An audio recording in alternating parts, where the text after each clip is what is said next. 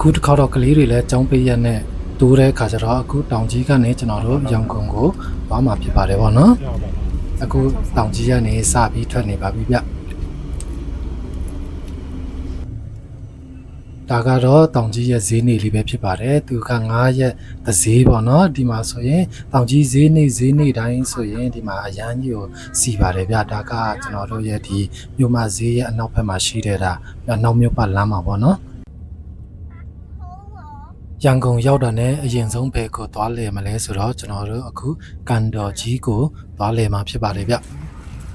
ကျွန်တော်တို့ဒီတစ်ခေါက်သွားတဲ့ခီးစဉ်မှာတော့ဒီကျွန်တော်တို့ကားမှာပဲတညတော့အိတ်လိုက်ရတယ်ဗောနော်နောက်နေ့ကကျွန်တော်တို့ဒီဟိုတယ်ကိုရောက်တယ်ဟိုတယ်မှာကျွန်တော်တို့ရေမိုးချိုးပြီးတာနဲ့ကျွန်တော်တို့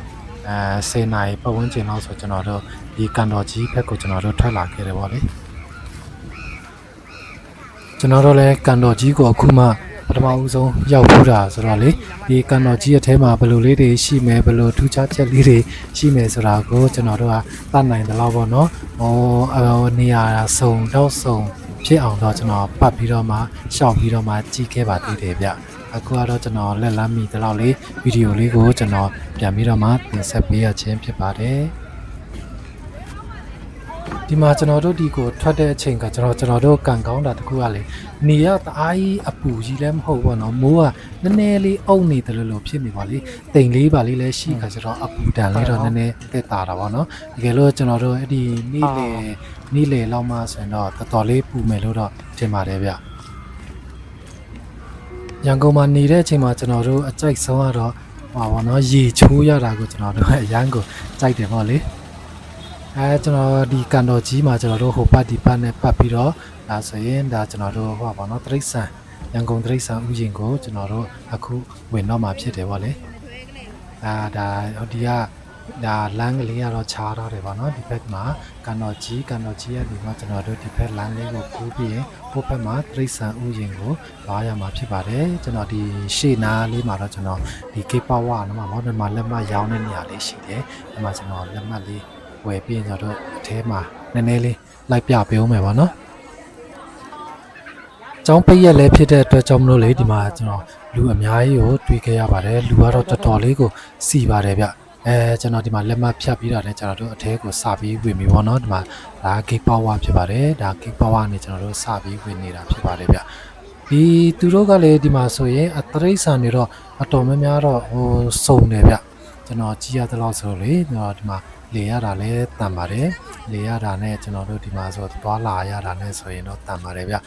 ကျွန်တော်တို့ဒီမှာဆိုရင်ဒီလိုပဲလမ်းလျှောက်ပြီးသွားရင်လည်းရတယ်ပေါ့နော်တကယ်လို့ကိုကဟိုမှာစပိန်လေးတွေဗာလေးတွေငားလို့လည်းရတယ်ဒါပေမဲ့ရင်ကျွန်တော်တို့ဒီမှာကားလေးတွေနဲ့ဟိုဒီပန်းချန်တဲ့ကိုပတ်ပြီးတော့မှခါချင်းငွေပေးပြီးတော့မှပေါ့နော်ပတ်ပြီးတော့မှပို့ပေးတာလေးတွေရှိပါတယ်အဲ့ဒါလေးတွေကိုလည်းစီးပြီးတော့မှသူတို့ပို့ပေးတဲ့နေရာကိုလိုက်ကြည့်လို့လည်းရပါတယ်ဒါကတော့လောလောဆယ်ကတော့ကျွန်တော်တို့ဒီအနီးနားမှာပဲဆိုတော့လေလမ်းလျှောက်ပြီးတော့မှဒီမှာတရိတ်ဆန်လေးတွေကိုကျွန်တော်တို့အစာလေးတွေနည်းနည်းကျွေးမယ်ဒါတော့ရေမြင်းပေါ့နော်ရေမြင်းတော့ပစားတော့ကျဲတယ်ကျွန်တော်တို့ဒီတောင်ကြီးမှာဆိုရင်လည်းဒီလိုပေါ့နော်တူဆန်းဟိုဒီလိုတရိတ်ဆန်တွေလည်းမရှိဘူးပေါ့နော်တရိတ်ဆန်ယုံလည်းကြီးမားမရှိတဲ့အတွက်ကြောင့်မို့ကျွန်တော်တို့လည်းဒီရန်ကုန်ကိုရောက်မှပဲဒီတရိတ်ဆန်တွေဒီလိုပေါ့နော်အများကြီးကိုကျွန်တော်တို့တွေးခဲ့ရပါတယ်ကလေးတွေလည်းအရန်ကိုပျော်ခဲ့တာပေါ့နော်ဒီမှာရေမြင်းလည်းကြီးရေမြင်းကြည့်ပြီးတော့ကျွန်တော်တို့ဒီမှာပြန်ပြီးဆက်ထွက်ခဲ့ပါတယ်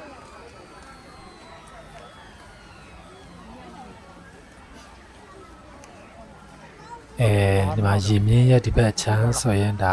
ဘာနော်မြောက်လေးတွေရှိရယ်မြောက်လေးတွေကိုဒီမှာဟိုမှာသူတို့အုတ်တိုင်းလေးနဲ့ခတ်ထားတဲ့ဒီတစ်ပင်လေးတွေလည်းသူတို့ပြီးတော့မှတောအုပ်ပုံစံလေးလည်းရှိတယ်ဗောနော်မြောက်လေးတွေရှိတယ်ဒီဘေးပတ်လည်မှာလည်းသူတို့ကဒီလိုရေကန်လေးနဲ့ဒီလိုလှုပ်ထားတော့ကျွန်တော်ထင်ဆိုတော့သူဒီဘေးကိုခုန်ထွက်လို့မရအောင်လှုပ်ထားတယ်လို့တော့ကျွန်တော်ထင်တယ်ဗျ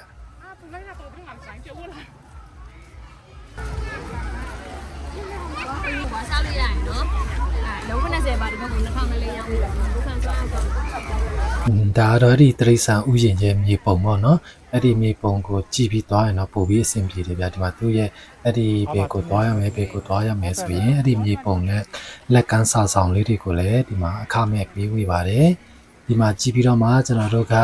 ဘယ်ဘက်ကိုအရင်သွားမလဲဆိုကျွန်တော်တို့ဆုံးဖြတ်တာပေါ့နော်တရိษံရောလည်းအကျိတရိษံပြထားတဲ့ဒီတရိษံလေးတွေကလည်းအများကြီးပဲဆိုတော့လေဟိုကျွန်တော်တို့ဒီနေ့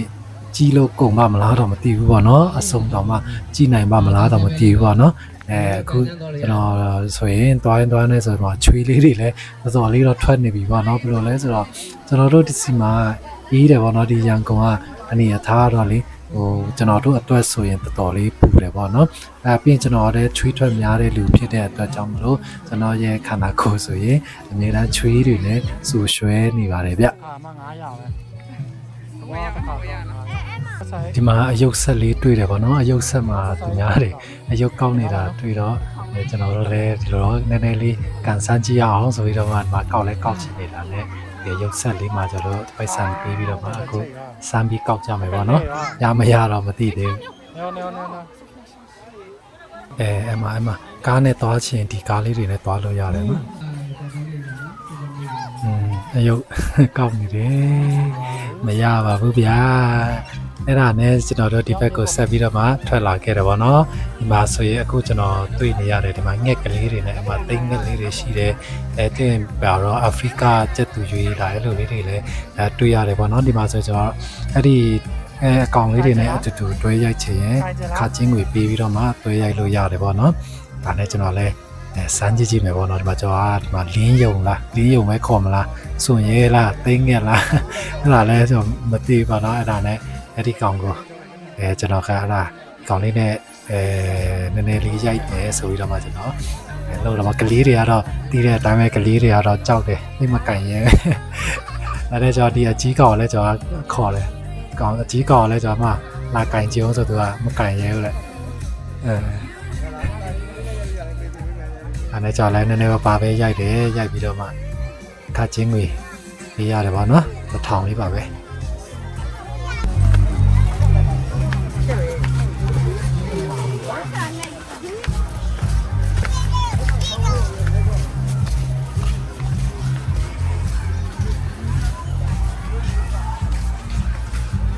ရှိမှကျွန်တော်ကြားထားတဲ့လောင်အိမ်လေးတွေ့တယ်ပေါ့နော်အဲ့ဒါကြောင့်မို့ကျွန်တော်လည်းဒီမှာကြားလေးတွေတော့ကြည့်မယ်ဆိုပြီးတော့မှဒီကြားထားတဲ့ဘက်ကိုဒီမှာလာချက်တာဒါကြားရုပ်လေးလုပ်ပေးထားတယ်အထဲမှာဒီမှာလောင်အိမ်လေးတွေရှိတယ်ပေါ့နော်ဒီအထဲမှာသူတို့ကြားလေးတွေကိုသူတို့လောင်ထားပါတယ်ဗျဒီတဲ့အတိုင်းပဲဒီကတရိษံတွေဆိုလဲသူကတော့မှပျော်ရမယ်အမျိုးတွေပေါ့နော်ဒါပေမဲ့အခုလို့လောင်အိမ်မှာပဲဒီလိုပြသဖို့ထားတဲ့အတွက်ကြောင့်မလို့သူတို့ကိုကြီးလိုက်ရင်အိပ်ရတာနဲ့ဘာနဲ့အဲ့လိုလေးပဲရှိတယ်ပေါ့နော်ဒီမှာကြားလောင်အိမ်ကိုကျွန်တော်တို့ဒီမှာဘေးကနေပတ်သွားပြီးတော့မှကြားကိုကြည့်ပြီးတာနဲ့ကျွန်တော်တို့ဒီရှေ့မှာပါရှိအောင်မလဲပေါ့နော်အဲကြောင့်ကျွန်တော်တို့လည်းတစ်ခါမှမရောက်ဘူးတော့ဒီလိုပဲဟိုပတ်ဒီပတ်ပေါ့ဟိုဖက်ရောက်လိုက်ဒီဖက်ရောက်လိုက်အစီအစဉ်တော့တိတ်တော့မကြောက်ဘူးပေါ့နော်အခုကကျွန်တော်တို့ဒီရှေ့မှာပါရှိမလဲဆိုတစ်ချက်ပြန်ပြီးသွားကြည့်ကြအောင်မယ်ပေါ့နော်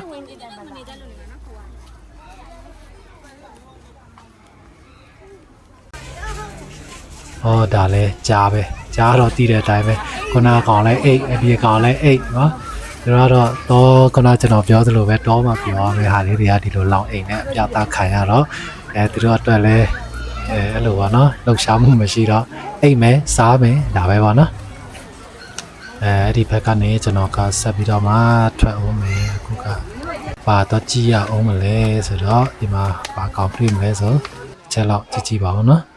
ဒီမှာငှက်လေးတွေရှိတယ်ဒီဘက်မှာလည်းကလေးကစားကွင်းလေးတွေလည်းတွေ့ခဲ့တယ်ဗောနော်ဒါလည်းခါချင်းငွေပြီးပြီးတော့မှဆော်လို့ရပါတယ်ဗောနော်ဒီလမ်းကြောင်းကနေသွားမယ်ဆိုတော့ကျွန်တော်ဟိုရှေ့မှာဘာလို့စင်ကလေးတွေတွေ့တယ်ဒါနဲ့စင်လေးတွေတော့ကြည့်မယ်ဗောစင်လေးတွေတော့မဟုတ်ပါဘူးစင်ကြီးတွေအဲ့ဒါကိုကျွန်တော်တို့ကြည့်မယ်ဗောနော်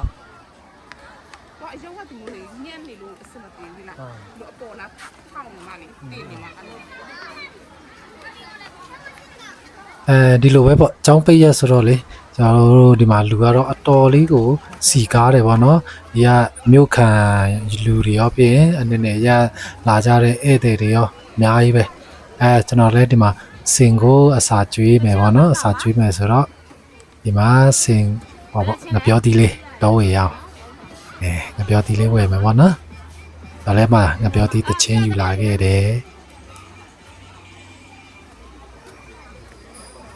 အခုစင်ကိုအစာကျွေးတယ်ပေါ့နော်အစာကျွေးတဲ့အခါကျရင်ဒီကျွန်တော်တို့သူ့ကိုကျွေးချင်တဲ့ငပြောသီးပဲဖြစ်ဖြစ်ကြံချောင်းပဲဖြစ်ဖြစ်ဒီအစာတွေကိုဒီမှာကြည့်သူရဲ့နှမောင်းကနေထည့်ပေးရတာပေါ့နော်သူကနှမောင်းကနေယူပြီးတော့မှသူ့ရဲ့ပါစက်တွေကိုဆွဲသွင်းတာဖြစ်ပါတယ်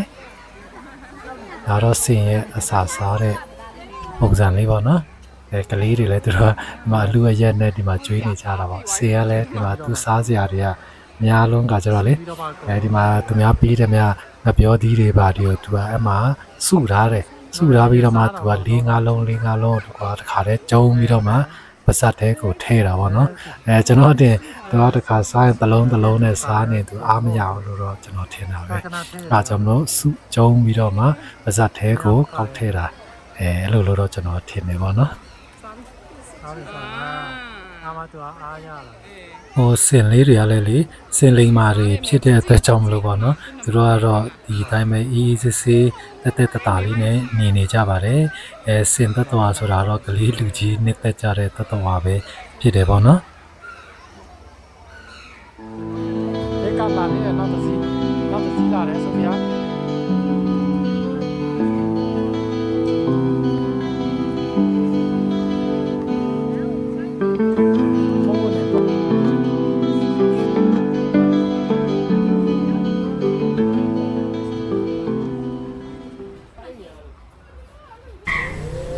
အခုဒီမှာဆိုရင်ဒီမှာတောကြောင်အမျိုးအစားတွေလည်းအများကြီးတွေ့ရတယ်ပေါ့နော်ဒီမှာလောင်အိမ်လေးတွေနဲ့ထည့်ထားတယ်ဒီကောင်ဆိုလည်းမှာအိမ်နဲ့အဲ့ဒါနဲ့ကျွန်တော်တို့ကအချိန်လဲနေပြီပေါ့နော်အဲ့ဒါကျွန်တော်စပိန်လေးနဲ့တွားမယ်ဆိုပြီးတော့မှစပိန်လေးငားပြီးတော့မှအခုလိုပဲပတ်ခဲ့တာပေါ့နော်အရင်ဆုံးစပိန်နဲ့စီးပြီးတော့မှကျွန်တော်တို့ကဘယ်ကိုရင်သွားမလဲဆိုတော့ဒီမှာကမှတမင်လေးတွေရှိတယ်ဒီတမင်လေးရှိတဲ့နေရာမှာကျွန်တော်တို့ခဏလေးဟိုအစာလေးပါလေးကျွေးမယ်ဗီဒီယိုလေးပါလေးရိုက်မယ်ခဏလေးနားအောင်မယ်ပေါ့နော်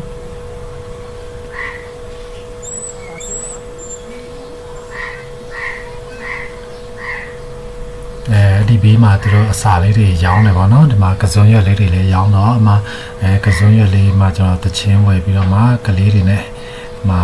ဒီတရိတ်ဆန်လေးတွေကိုကျွေးခိုင်းတာပေါ့လေအကောင်ကြီးကတော့အများကြီးတော့ရှိတယ်ဗျဟောမှာကျွန်တော်ဒီမှာသူအုတ်တိုင်းလေးတွေနဲ့ခတ်ထားကြဆိုတော့လေဒီမှာအကောင်တွေကလည်းတော်တော်များများတော့တွေ့ရတယ်ဒီကျွန်တော်နေပြီးတော့ကို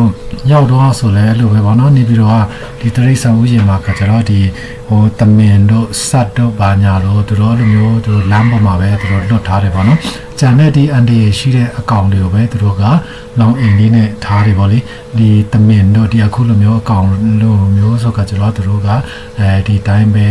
တော်ထဲမှာပေါ့နော်လမ်းပေါ်မှာဒီအတိုင်းပဲလွတ်ထားတယ်ပေါ့လေအခုဒါတော့ရန်ကုန်တရိတ်ဆန်ဥယျာဉ်ရဲ့အနေအထားပဲဖြစ်ပါတယ်ဗျ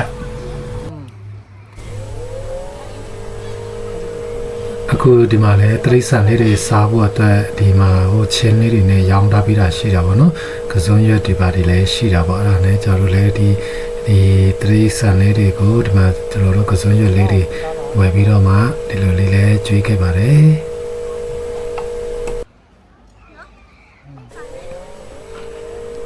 ဒီမှာတော့ခြံဝိုင်းရတော့သူတို့အကျယ်ကြီးတော့လှုပ်ထားတယ်ပေါ့လေဒီတရိတ်ဆန်ရဲ့အရေးအတွက်နဲ့တော့ကိုက်အောင်တော့လှုပ်ထားတယ်လို့တော့ထင်ပါတယ်ကျေတာတော့ကျေတယ်ဗျမာကောင်ကြီးကလည်းများတာတော့များပါတယ်ပေါ့နော်ကျွန်တော်ကြည့်ရတဲ့လောက်ဆိုရင်အဲ့ဒါပြီးတော့လည်းကျွန်တော်တို့ကဒီမှာဘာလို့တက်ကြည့်မလဲဆိုဒီမှာမြောက်လေးတွေရှိတယ်မြောက်လေးတွေတချို့ကျတော့လည်းလိုမျိုးပေါ့နော်လက်လေးတွေကမ်းပေးပြီးတော့မှကင်ခိုင်းတာရှိတယ်လဲမြောက်တော့ဘာမှတော့မလုပ်ပါဘူးသူကရင်ကတော့ရင်တာပေါ့နိဒီနားရောက်ဆိုရင်တော့ဒါမြောက်အတန်တွေနဲ့စူးစူးညံ့ညံ့ကြီးတွေတော့အခြားနေရတာပေါ့နော်မြောက်တွေကတော့အော်နေကြတာပဲအိုအာနဲ့အော်နေကြတယ်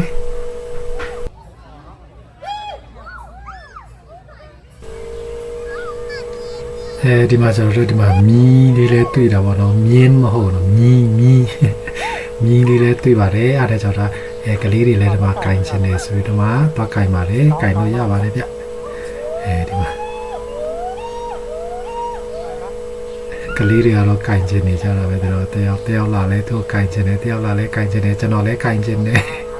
အဲဒါကျွန်တော်လည်းလို့ပဲခေါင်းလေးမှာပဲပုတ်ပြီးတော့မှကျွန်တော်ဒီဘက်ကိုဆက်ပြီးထွက်ခဲ့မယ်ပေါ့ဗျာတော့လူတွေနဲ့အနေကြကကျွန်တော်ဒီအကောင့်တွေကလည်းတော်တော်များများတော့ယဉ်နေကြပြီပေါ့နော်ဒါကတော့ဘာအကောင့်လဲကျွန်တော်လည်းမသိပါဘူးပေါ့နော်အဲဒီမှာသူနာမည်ကတ်ထားတာလည်းမတွေ့ပါဘူးဒါကတော့ဟီမဝန္တာလင်ဒါပေါ့ဒါကတော့ဒီဘက်မှာဒါတောဝက်တွေထားတဲ့ခြံဝင်းတွေကိုရောက်ပြီပေါ့နော်ဒီဘက်မှာတောဝက်တွေကိုမာရွှွန်းတွေနဲ့ဒီမှာမြေကြီးတွေနဲ့ပြင်မှာကြောက်တုံးလေးတွေလည်းရှိတယ်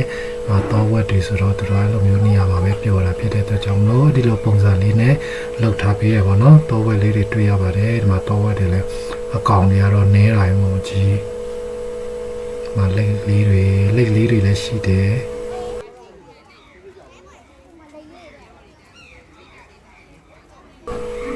ဒီမှာကြားဝါလေးလည်းတွေ့တယ်ဒီမှာကြားဝါတော့လောင်အိမ်ထဲမှာငုတ်တော့